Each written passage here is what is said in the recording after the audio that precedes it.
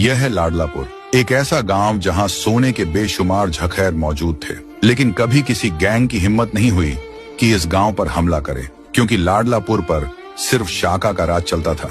शाका गांव के हर शख्स की इज्जत करता था, मजलूमों का सहारा था, और जब तक शाका मौजूद रहा लाडलापुर महफूज रहा। लेकिन एक खूनी लड़ाई के बाद अचानक शाका गायब हो गया। कई महीने गुजर गए, किसी ने शाका को दोबारा नहीं देखा। कोई कहता था शायद शाका मारा गया है, और कोई कहता शायद शाका जान बचाकर भाग गया होगा। हकीकत किसी को नहीं पता थी। शाका के न होने का फायदा उठाते हुए चिड़ीलाल अपनी गैंग के साथ लाडलापुर पर हमला कर देता है। गांव जलने लगता है, घर तबाह कर दिए जाते हैं, गांव वालों को बेदर्दी से मारा जाता है। चिड़ीलाल का जुल्म इतना बढ़ जाता है कि लोग अपना गांव छोड़कर भागने लगते हैं, लेकिन जो भी भागते हुए पकड़ा जाता उसे जिंदा नहीं छोड़ा जाता। लाडलापुर पर कब्जा करने के बाद चिड़ीलाल सोने की स्मगलिंग शुरू कर देता है, और फिर उसकी नजर पड़ती है गांव की सबसे खूबसूरत लड़की शबनम पर, जिससे शाका बेपनाह प्यार करता था। चिड़ीलाल शबनम को धमकी देता है, अगर तू मुझसे शादी नहीं करेगी तो मैं तुझे जान से मार दूंगा। जब यह बात शबनम के भाई चंदू को पता चलती है तो वह किसी तरह अपनी जान बचाकर गांव से भाग जाता है। चंदू का सिर्फ एक मकसद होता है, शाका को ढूंढना और वापस लाडलापुर लाना। वह गांव गांव शहर शहर भटकता है, लेकिन शाका का कोई निशान नहीं मिलता। कई दिन भूखा प्यासा रहने के बाद चंदू जंगल में बेहोश होकर गिर जाता है, और दूसरी तरफ चिड़ीलाल शबनम से जबरदस्ती शादी की तैयारी कर रहा होता है।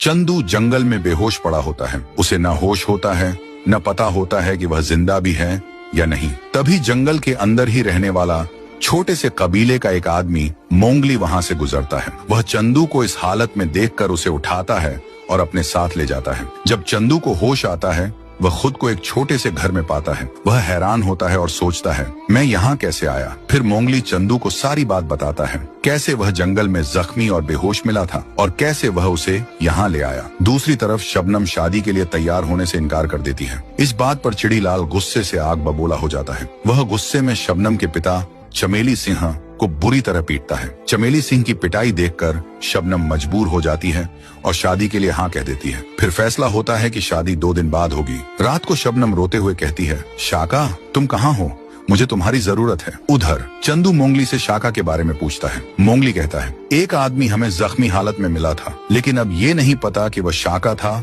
या कोई और। वह कुछ दिन हमारे पास रहा, लेकिन सिर्फ जोगी नगर जाने की बात करता रहता था। हो सकता है वह वहीं चला गया हो। ये सुनते ही चंदू फौरन जोगी नगर की तरफ रवाना हो जाता है। जब चंदू जोगी नगर पहुंचकर शाका के बारे में पूछता है तो वहां का एक आदमी चंदू को किडनैप कर लेता है और उसे अपने अड्डे में कैद कर लेता है। चंदू को कैदी बनाने के बाद कल्लू सीधे पिचकारी डॉन के पास जाता है और उसे बताता है कि कैसे शाका के बारे में पूछने पर उसने चंदू को अपने अड्डे में कैद कर लिया। ये सुनते ही पिचकारी डॉन गुस्से में आ जाता है। वो गरजते हुए कहता है, उसे यहाँ से भगाओ। तुम्हें पता है पिछली बार शाका किस हालत में था। मैं नहीं चाहता कि ये सब फिर से हो। और यहीं पर सच सामने आता है। पिचकारी डॉन कोई और नहीं बल्कि शाका का पिता है। पिछली बार शाका एक खतरनाक लड़ाई के बाद जख्मी हालत में अपने पिता के पास आया था। जख्मों की वजह से शाका 1 महीने तक बेहोश रहा। अपने बेटे को इस हालत में देखकर पिचकारी डॉन अंदर से टूट जाता है और फैसला करता है कि अब वो शाका को कहीं भी जाने नहीं देगा, चाहे जो भी हो जाए। दूसरी तरफ चिड़ीलाल सोने की खुदाई के लिए पूरे गांव को जबरदस्ती काम पर लगा देता है। जो कोई भी जरा सी बात करता है चिड़ीलाल उसे खूब मारता है। इस डर की वजह से गांव के लोग न चाहते हुए भी काम करने लगते हैं। उधर पिचकारी डॉन चंदू की सारी बात सुनता है। फिर वो सख्ती से कहता है, यहाँ पर कोई शाका नहीं है। अगर तुम्हें अपनी जान प्यारी है तो यहाँ से चला जाओ, ये तुम्हारा आखिरी मौका है। ये सुनकर चंदू मायूस हो जाता है और वहाँ से चला जाता है। चंदू के जाने के बाद पिचकारी डॉन अकेला रह जाता है और फूट फूट कर रोता है, क्योंकि वह चाह कर भी चंदू की मदद नहीं कर सका। दूसरी तरफ जब शाका जंगल के रास्ते से घर आ रहा होता है तो अचानक उसकी मुलाकात चंदू से हो जाती है। दोनों एक दूसरे को देखते ही गले लग जाते हैं। फिर चंदू शाका को सारी बात बता देता है कि उसने शाका को कहां कहां ढूंढा, गांव की क्या हालत है और चिड़ीलाल क्या जुल्म कर रहा है। ये सब सुनने के बाद शाका का खून खौलता है। शाका चंदू को साथ लेकर अपने पिता पिचकारी डॉन के पास जाता है। जैसे ही पिचकारी डॉन शाका को अपनी आंखों के सामने देखता है वो शौक में आ जाता है और उसे सब समझ आ जाता है। पिचकारी डॉन भारी और कंपाती आवाज में कहता है, शाका मैं तुम्हें फिर से खोना नहीं चाहता। ये दुनिया बहुत जालिम है बेटा। शाका आगे बढ़कर अपने पिता के सामने खड़ा होता है और कहता है, अब्बा अगर मैं आज चुप रहा तो गांव के लोग कल जिंदा नहीं बचेंगे। चिड़ी लाल ने जुल्म की हर हद पार कर दी है। चंदू भी आगे आकर पिचकारी डॉन से कहता है, डॉन साहब, गांव के लोग सिर्फ शाका की उम्मीद पर जिंदा हैं। अगर वह नहीं आया तो सब कुछ खत्म हो जाएगा। पिचकारी डॉन की आंखों से आंसू बहने लगते हैं। वह शाका को जोर से गले लगाता है और भारी दिल से कहता है, शायद मैं पिता होने के नाते सिर्फ अपने बेटे को बचाना चाहता था, लेकिन आज मुझे पूरे गांव का पिता बनना होगा। दिल पर पत्थर रखकर पिचकारी डॉन शाका को जाने की अनुमति दे देता है। शाका और चंदू के जाने के बाद कल्लू पिचकारी डॉन से कहता है, भाई आपने शाका को क्यों जाने दिया? अगर इस दफा भी कुछ हो गया तो? पिचकारी डॉन गहरी सांस लेकर कहता है, चाहे हम कुछ भी कर लें, एक शेर को ज्यादा देर पिंजरे में नहीं रखा जा सकता, जाने दो उसे। दूसरी तरफ शाका और चंदू लड़ालपुर के करीब एक पहाड़ पर रुककर गांव के हालात का जायजा लेते हैं। लोग दिन रात सोने की खुदाई में लगे हुए हैं। भूख, थकान और मारपीट ने उनका बुरा हाल कर दिया है। ये देखकर शाका का खून खौलता है। शाका एक योजना बनाता है और कहता है, हम सीधे चिड़ी लाल पर हमला नहीं करेंगे, पहले उसके खास आदमियों को एक एक करके खत्म करेंगे ताकि वह कमजोर हो जाए। शाका चंदू से कहता है, तुम शबनम तक खबर पहुँचा दो ताकि चिड़ी लाल शादी की तैयारियों में उलझा रहे और अपने लोगों पर ध्यान न दे। चिड़ी लाल, जो शबनम के प्यार में पागल हो चुका होता है, वास्तव में अपने आदमियों से ध्यान हटाने लगता है। रात होते ही शाका अपनी पहली चाल चलता है। वह चिड़ी लाल के सबसे खास आदमी झंडू लाल को मारकर गांव से भगा देता है। फिर वह उसके भाई भोला सिंह पर हमला करता है और उसे जिंदा पकड़कर अपनी कैद में रख लेता है। जब भोला सिंह के गायब होने की खबर चिड़ी लाल तक पहुंचती है तो वह गुस्से से पागल हो जाता है। वह चिल्लाकर हुक्म देता है, मेरा भाई ढूंढो, जमीन आसमान एक कर दो। चिड़ी लाल के कहने पर उसके आदमी भोला सिंह को ढूंढना शुरू कर देते हैं। वे पूरे गांव में तलाशी लेते हैं, लेकिन भोला सिंह कहीं भी नहीं मिलता। जब यह बात चिड़ी लाल तक पहुंचती है तो वह अपने आदमियों को जंगल में ढूंढने का आदेश देता है। इस पर काले चिड़ी लाल से कहता है, हमें अपने आदमियों को गांव से बाहर नहीं भेजना चाहिए। हो सकता है हमारा दुश्मन इसी मौके का इंतजार कर रहा हो। लेकिन चिड़ी लाल काले की एक भी बात नहीं मानता और अपने आधे आदमियों को जंगल भेज देता है। जब यह खबर शाका को मिलती है कि चिड़ी लाल अब काफी अकेला हो गया है, तो शाका, जिसने पहले ही गांव वालों से बात करके कुछ लोग अपने साथ मिला लिए थे, मौका देखकर चिड़ी लाल के आदमियों पर हमला कर देता है। वह उन्हें पूरी तरह हराकर गांव से भगा देता है, क्योंकि अब चिड़ी लाल बहुत कमजोर हो चुका था। शाका को अब पूरा मौका मिल जाता है। वह सीधे चिड़ी लाल के अड्डे पर पहुंचता है। उसके बचे हुए आदमियों को खत्म करने के बाद शाका चिड़ी लाल के सामने खड़ा हो जाता है। शाका को देखकर चिड़ी लाल पूरी तरह शॉक में आ जाता है। फिर दोनों के बीच एक खतरनाक और खूनी लड़ाई शुरू हो जाती है।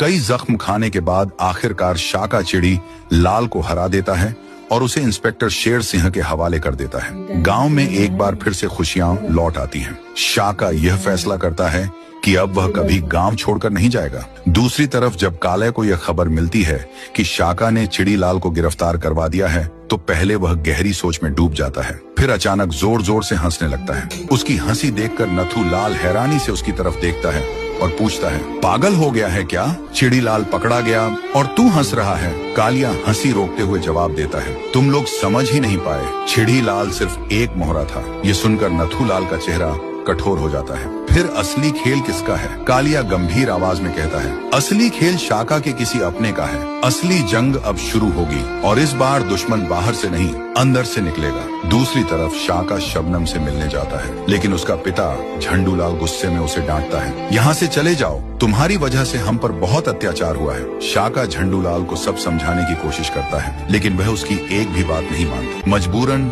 शाका उदास और चिंतित दिल के साथ घर वापस लौट आता है। उस रात गांव में सुकून छाया होता है। हर तरफ खामोशी रहती है। शाका अकेले बैठकर सोचता है कि अब सब ठीक हो गया है, लेकिन उसके दिल में एक अनजाना सा खौफ धीरे धीरे जन्म लेने लगता है। दूर जंगल में कालिया अपने आदमियों को इकट्ठा करता है और सख्त लहजे में कहता है, गांव वालों ने हमें कमजोर समझ लिया है। अब हमें दिखाना होगा कि हम क्या कर सकते हैं। सब तैयार हो जाओ, हमें गांव वापस लेना है, वरना जो खतरा हम पर आने वाला है उससे कोई नहीं बच सकता, और वह खतरा गांव वालों से भी बड़ा है। ये सारी बातें जोगी चुपचाप सुन लेता है। वह तुरंत दौड़कर शाका के पास पहुंचता है और घबराकर कहता है, शाका, हम पर हमला होने वाला है, गांव खतरे में है। शाका हैरानी से पूछता है, क्या हुआ? कौन हमला करने वाला है? जोगी जवाब देता है, चिड़ी लाल का आदमी कालिया, वह सुबह गांव पर हमला करने वाला है। यह सुनकर शाका सख्त झटका महसूस करता है। वह तुरंत जोगी को आदेश देता है कि सभी गांव वालों को इकट्ठा करो। जब सभी लोग जमा हो जाते हैं, शाका उनसे कहता है, जंग अभी खत्म नहीं हुई,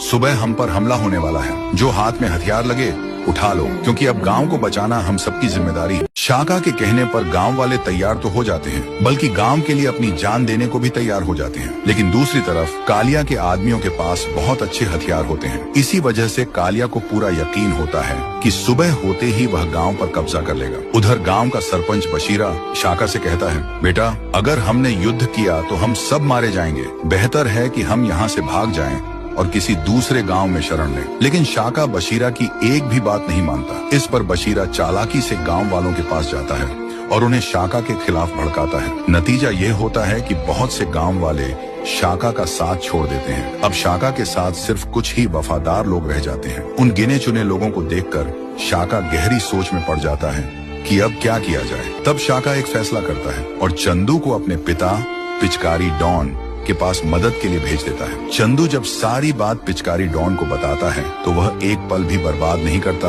और तुरंत अपने आदमियों के साथ शाका की मदद के लिए निकल पड़ता है। उधर सुबह होते ही कालिया गांव पर हमला कर देता है। उसके आदमी गांव वालों को बुरी तरह पीटना शुरू कर देते हैं। चारों तरफ अफरा तफरी मच जाती है। इसी दौरान शाका सीधे कालिया पर हमला करता है और उसे बहुत मारता है। लेकिन कालिया के आदमी मिलकर शाका पर टूट पड़ते हैं और उसे जख्मी कर देते हैं। लड़ाई अभी जारी ही होती है कि अचानक पीछे से पिचकारी डॉन अपने आदमियों के साथ पहुंच जाता है। वह कालिया के आदमियों को बुरी तरह पीटना शुरू कर देता है। इससे शाका को दोबारा हिम्मत मिलती है और वह फिर से कालिया पर हमला करता है। आखिरकार शाका कालिया को इतना मारता है कि वह जान बचाकर वहां से भाग जाता है। इस तरह एक बार फिर शाका गांव को बचा लेता है। गांव वाले खुशी से झूम उठते हैं। शाका अपने पिता पिचकारी डॉन को गले लगा लेता है। इसके बाद शाका बशीरा को उसकी गद्दारी और मुश्किल समय में मदद न करने की वजह से गांव से निकाल देता है। फिर गांव वाले एक बार फिर शाका को अपना सरपंच बना देते हैं और इस तरह शाका सिर्फ लड़ाई ही नहीं जीतता, बल्कि गांव वालों का भरोसा भी दोबारा हासिल कर लेता है।